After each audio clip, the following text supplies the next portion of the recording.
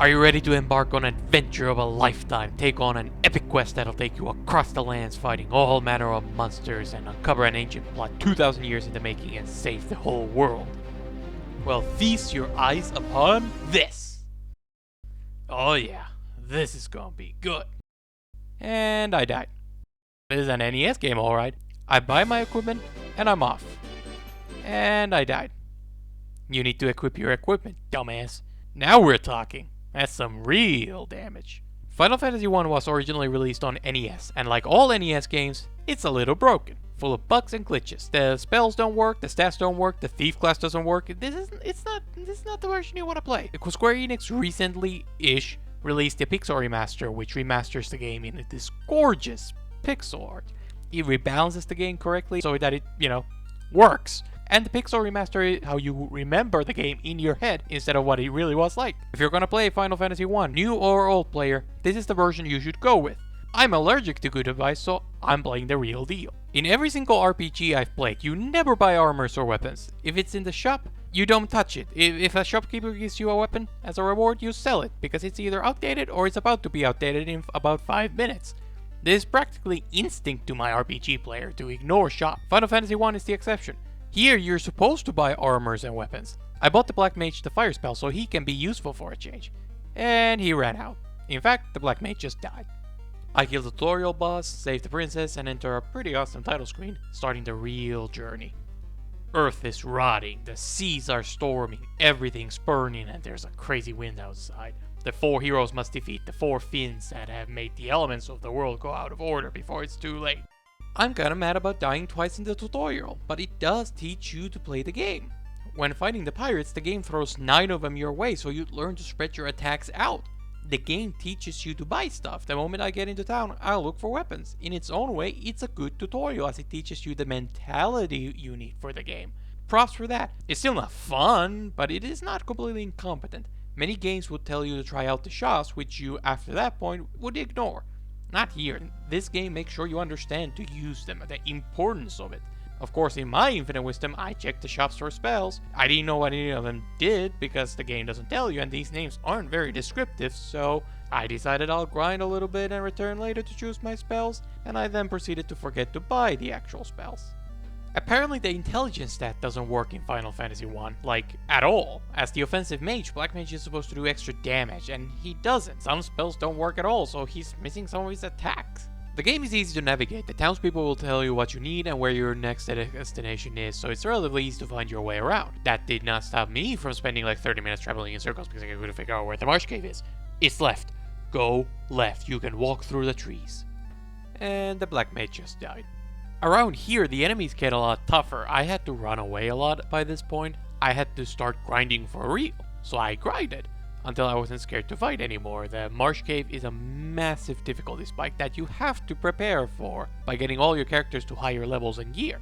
Eventually I got my gear, of course. I got Fire 2, I could AoE everything, and suddenly the game really wasn't that hard anymore. Oh yeah, that feels really good. That's that good stuff. The Black Mage is no longer useless. Hooray! An annoyance early on is the accuracy. I feel like half my hits are missing. I mean, look at this. Like, this is not a hard fight. I'm not in any kind of real danger. It's just my guys keep missing, and I can't tell if I'm doing something wrong or if it's just how the game is. Have you ever thought to yourself, this game is good, but what if every time you took a step, there's a random chance you die?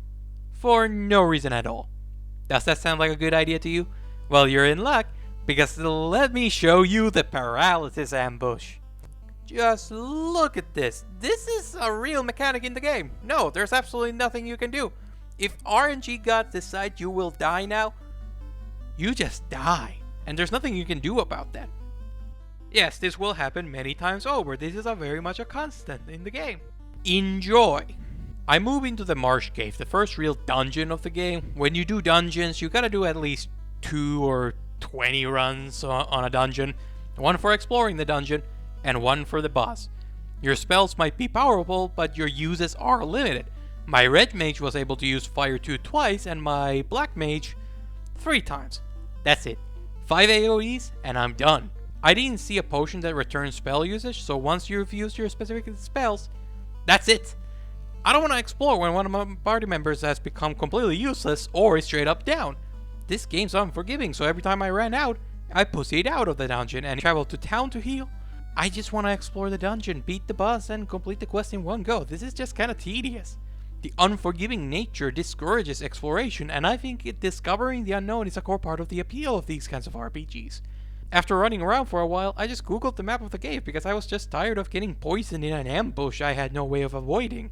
I just want to explore, it's fun, but the game constantly interrupts it with something stupid. The boss in the cave is these two wizards. They one-shot my black mage, who is now, of course, dead. What a surprise, the black mage went down. Oh, Final Fantasy I dungeons are tough. You're constantly bombarded with ambushes and that do damage no matter what you do. You're getting poisoned and harassed every step of the way. And even running away has a chance of failure, so you might not be able to run away before getting hit for some damage.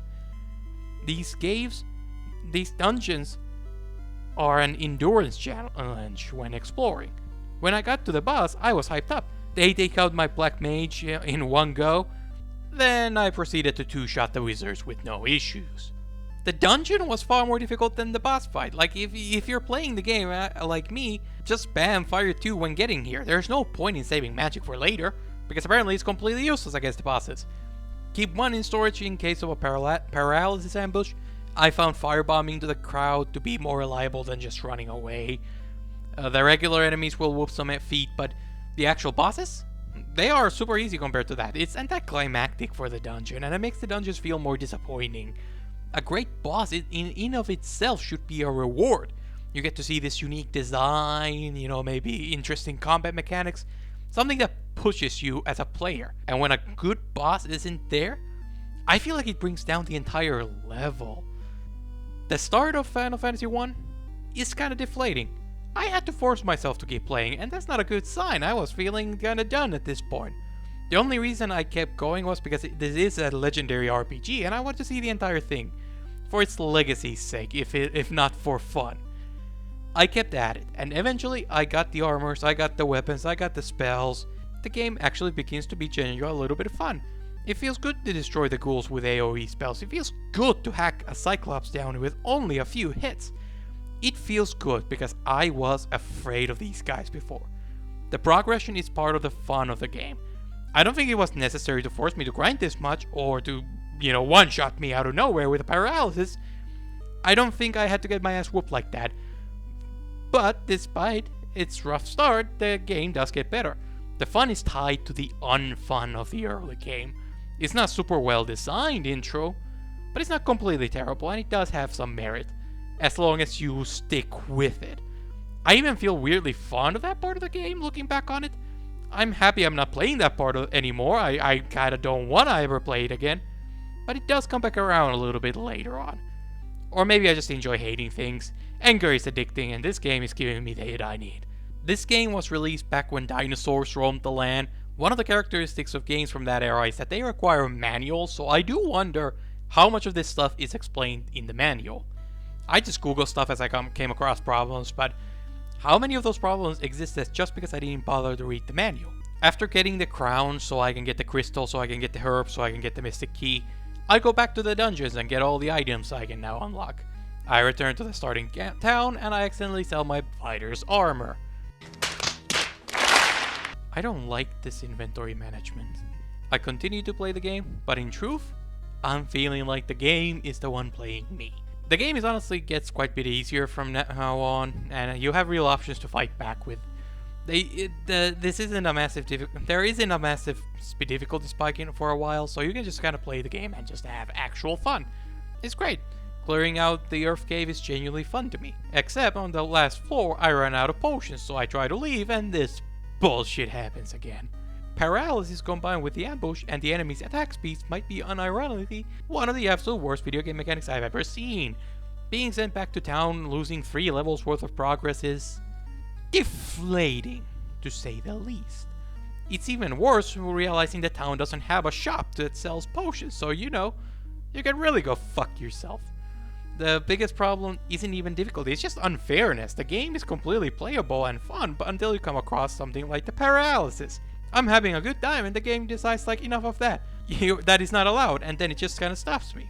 I'm trying to love the game, but it keeps trying to stop me. I do it again, I ran out of potions, so I had to come out. The nearby town? Yeah, it doesn't have a shop for consumables. So I had to travel all the way back to Elfheim. Maybe there's a place closer, but I didn't see such a thing, so... Man. I return, Black Mage goes down, and I have to leave to revive him. Because there are no revives, and my Red Mage can't learn the revive spell yet. The nearby town doesn't have a clinic either, so... You have to travel all the way back to Elfheim. Man. At least I got the EXP. On my way out, I got paralysis ambushed, and I died, losing all the progress I had. The reason why the town doesn't have a clinic is because it was raided by a vampire. It's a nice bit of world building, and it does make you feel the effects of the villains of the world, which is good. It's immersive, but like in a game this hard, I don't think that was such a good idea. Couldn't the thing take a spell shop or something? I rely on healing items, like a lot, especially clinics. So much that taking that away is a step too far for me. I was kinda mad at this point, so I shut the game off and I went to cry about it. I returned the next day and I continued. I will admit, I didn't force myself to return this time. I genuinely wanted to. I beat the boss, I got lost at sea for an hour, gave up, looked up where to go, and went to the fire cave. Oh, the fire cave looks like hell. I get it, it's a metaphor for my experience. Jokes aside, the fire cave isn't that bad. I didn't do any of the side stuff, so I just went straight to the boss as soon as I could and beat it by paralyzing her. Yes, that's how it feels. Fuck you, it feels good. Oh, it feels good. This is my opportunity to talk about the graphics of the game. The game looks like an early NES title. Either you're okay with it, or you're not. Personally, I'm 100% fine with it. I'm so brain damaged I would go as far as to say I think the creature designs of the game are great and look amazing. Early enemies are whatever, but the further you go, the more interesting the designs get. They are generic D&D enemies for most part, but they're still good designs, wheels and inventing and all that. I love Carrie's design. These dudes are kinda cool. I love the eye, the stretch look makes it look stretched. The designs are cool enough to convey character, and my imagination is able to fill in the rest.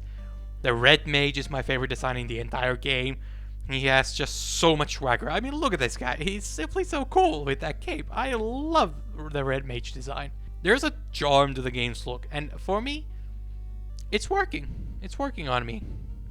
I leave for the ice dungeon, and I walk in and got melted instantly by the first enemy encounter. Of course I did. Here's a fun thing about NES titles. The worst playthrough is often the first playthrough. These games rely on you knowing things like the balancing. In this game's case, you gotta know which spells don't work, you gotta know the grinding location, what to do, where to go, the map, all of that is crucial information. Not knowing those things make me want to punch a hole in my screen. All of that is fixed once you know what you're doing. Once you play the game, you'll learn how to prepare and play around everything, how you have fun with it. This applies to a lot of NES games I've played, so I'm gonna assume that's the case for this game as well. That's, I think, how just old games work. Replays weren't an option, they were the game. Platformers, RPG, the game doesn't really matter. Knowing these games is more fun than whatever the fuck I'm doing right now. Ice Cave itself is not particularly hard. In fact, I found it to be the easiest cave up until this point. I just didn't know the level equipment. I just didn't know the level requirement and walked in and just died. So I had to travel all the way back to a good farming spot. It wouldn't be frustrating had I just known that. I could have stayed at the fire cave and grinded without running back and forth. That back and forth is what really grinds my gears, you know? Once you beat the ice cave, the game gives you an airship. You can fly over oceans, mountains, everything. You are faster and you don't get random encounters anymore. This right here might be true happiness. This is the best feeling in the entire game. Oh my god, it feels so liberating to be able to just go around without being harassed. I need to resupply, just fly over to the nearest town. You know, you don't have to go around entire islands to get where you want to go. Don't get me wrong, you can't get to some places without walking. You gotta get your daily encounter quota, but much of that really annoying part of the game just disappears. Poof, just like that. Oh, it feels good. I love my airship. I love the airship so much. I love it so much. I love the airship. It's amazing. I fly around, buying everything. I can get my characters upgraded. Now I'm more or less fully kitted and ready to go. It's around this point I realized this thing is not 860,000 gil. It's level 8, 60,000 gil. I can't tell at this point if I'm just really stupid or if the game is the one that is stupid. It's all blending together. I'm losing my mind. But still, look at the black belt at this point. He's been doing minimum damage the entire game. I mean, you know, like, just look at this damage number. Ugh, pathetic. Now, though, he's kicking ass and taking names. Look at those numbers. Like, just, oh, like, the guy is starting to pull his weight. Like, oh, the black mage can now reliably do something. He can do magic that kills either everything or almost everything in one shot. The whole game is just so much easier and more bearable. Honestly, it's not even easy, it's just fair now. The game has a great sense of growth. You definitely feel just how much more powerful you've become. It feels great to finally be able to exist without getting destroyed by everything. It's not just the characters that have grown. My thoughts on the game have grown with it. The game is still frustrating. I'm not sure if I would even call the NES version of the game good, but I do find myself wanting to play the game. But I do keep coming back to the game the next day. Early on, I was forcing myself now to actually think about the game, and I want to return to it. This game made me want to stay up past my bedtime, and let me tell you, I need my full 8 hours. I can't function without it. For a game to be able to do that, there's gotta be something good here. I run around, finishing the quests, and enter Mirage Tower. It's normal fantasy stuff. You fight vampires, Cerberus, there's a robot, and computers? The fuck? There's a teleport you get on and it transports you to fucking space? The fuck? I don't know exactly what I'm supposed to take from this, but it's definitely the most interesting part of the game. Final Fantasy 1 was a generic fantasy setting until now. This game feels like it plays it safe for most part. Makes sense, it's the first entry in a series and one of the first console RPGs to ever be made, and it's not like you can do much with 8-bit graphics, but the game does end up pulling a bit of an Ultima here, and I wasn't around at the time, so I wouldn't know, but I'd imagine these final few dungeons are a big reason why people felt so strongly about the game. As somebody playing for the first time in 2024, it still leaves a strong impression. It's great, and how you finish your thing is very important. That last feeling you leave the audience, that often defines how people think about your work. The game ends with you returning to the first dungeon of the game, where you first fought Garland. This place is now filled with all the high-level enemies you've been fighting all game. It's not that tough of a dungeon, honestly. It's more of an endurance test. Like, the only hard part is managing all your potions. You can only bring 99 potions with you, and in this game, that's not enough. You can easily beat all the enemies, but can you do them all in a row with a limited set of healing items? This all culminates in a final boss fight against Garland. This guy lives again, and he's the mastermind behind everything. I don't really understand why, but sure, why not? The first boss returning at the end as the final boss makes up for a nice loop. It gives this encounter this feeling of finality to it. There's some time loop stuff going on. It does feel appropriately climactic. The game feels grandiose, and a game like this, that's a big part of the success. Your imagination has to do a lot of heavy lifting. I think that's fun. And also, having such a lore dump at the end, this is a lot of story for an NES title, and I think that helps to make it satisfying, you know? He turns into chaos, and my black mage just died instantly. Oh yeah, it's all coming back around. The final dungeon really reminds me what the game was like at the start. Oh boy, it's very fitting. I've been super harsh on this game. To be fair, the game deserves it, but I want to take a moment to talk about one of the absolute highlights of the game, the world. Final Fantasy borrows a little too much from D&D, and it's not like there were a lot of console RPGs at the time. The advanced technology part elevates the world beyond the blandness, even for a modern player. It's not much, but it is there. Exploring the world has been a joy. It's filled with little stories that help flesh out the world and make it feel alive. Like this one that stood out to me, I don't know why, but I like this mermaid's friend. this mermaid, her friend, disappeared. You can meet this friend on land, running around, excited about her legs. It's a small thing, but it makes a difference. You know, it's like, these characters all exist in this world. That's a small difference, but that difference is everything. Finding towns with unique traits, you know, whether they've been ravaged by a vampire or it's a secret village that speaks a forgotten tongue, is exciting. The world feels lived in. The game has fine structure to it, with hunting down the 4 fiends across the entire world. You always feel like you're progressing. Seeing those lights light up one by one is an RPG classic, and there's a reason why other games have done this. The way the start of the game loops back around at the end creates a satisfying experience narratively and gameplay-wise. It hasn't been a perfect journey to get here, and I'm not sure if it's even been a great journey, but I do feel like I have a greater appreciation for other RPGs that have come after this game. Chrono Trigger, Octopath Traveler, Final Fantasy VI. Many games have improved on this game's failures, and it's easy to take many of those features that those games have for granted. Revised, well-balanced RNG, quality of life improvements, like just being able to buy multiple things at once. Item descriptions. There are so many features that I never really thought about or appreciated in any way. Playing games like Final Fantasy 1 allows you to see just how far we've come, and for me, that's worth the pain of admission. I return to Chaos after some grinding, and this time he does not use Cure 4 at all at any point, so I beat him with a disappointing ease, and that's that. The end credits gives you an explanation of the timey-wimey stuff. I don't have the IQ to understand it, but I do appreciate the thought. Final Fantasy 1 does not compare to most RPGs I've played.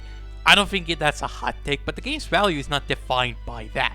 It's not about how it compares to other games, nor is it about an objective number you slap on top. I enjoy the bad parts of the game in a way that I don't really know how to describe. I enjoy being mad at its quirks. I enjoy struggling against the mobs and the bosses. So I want to play the game again just to see how it holds up now that I know how to play the game correctly. If a game is able to make me want to come back, it's gotta be doing something right. The experience is an interesting peek into another time, and I do love that, even if I don't love the game itself.